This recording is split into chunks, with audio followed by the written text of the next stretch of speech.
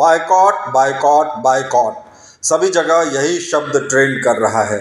संसार का सर्वाधिक आबादी वाला और विश्व का सबसे बड़ा उपभोक्ता देश भारत अब सामरिक दृष्टि से भी महाशक्ति के रूप में उभरा है। ऑपरेशन सिंदूर की प्रचंड सफलता ने इस उभार को नया आयाम दे दिया है। पहली बार देश के हर नागरिक में देशभक्ति का ज्वार भाटा प्रकट रूप से हिलोर मार रहा है।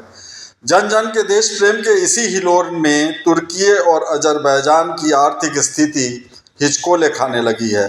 एक अनुमान के अनुसार भारत से जो आर्थिक लाभ तुर्की अजरबैजान को मिल रहा था, उसमें 70% से अधिक की कमी आ गई है।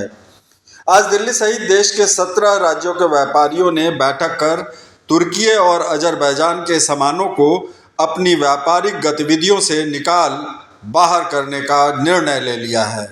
भारत पर हमला करने के लिए पाकिस्तान की सहायता करना इन दोनों इस्लामिक देशों को महंगा पड़ रहा है।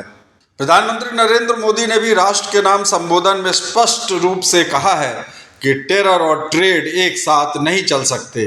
मोदी के नेतृत्व में नए भारत की विदेश नीति बड़ी धारदार है। दोस्त हो तो दोस्ती निभाओ और दुश्मन हो तो मैदान में आ जाओ।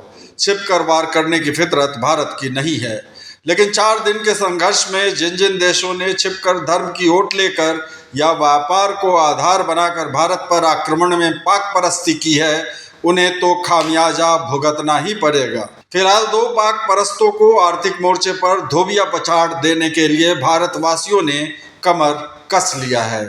पिछले कुछ दिनों से चल रहे छिटपुट बायकॉट ट्रेंड को आज देश के विभिन्न राज्यों में बैठक कर बड़े व्यापारियों और उद्योगपतियों ने औपचारिक बायकॉट का रूप दे दिया। बिना सरकारी घोषणा के भारतीय व्यापारियों के बायकॉट के औपचारिक निर्णय से तुर्की और अजरबैजान के वैसे व्यापारियों और कारोबारियों के गले सूखने लगे हैं जो भारत में निर्यात कर रहे थे। Chamber of trade and industry का कहना है कि जो देश भारत के खिलाफ दुश्मन देश का समर्थन कर रहे हैं, उनके साथ कारोबार करना उचित नहीं है। भारत के लोगों से कमाई करके उस रकम से पाकिस्तान को मदद दी जा रही है। अब तुर्की और अजरबैजान के साथ व्यापारिक रिश्ते खत्म कर सबक सिखाने की जरूरत है। Bureau report, heads up news. देश और दुनिया की तमाम बड़ी खबरों के लिए देखते रहिए हेड्स अप न्यूज।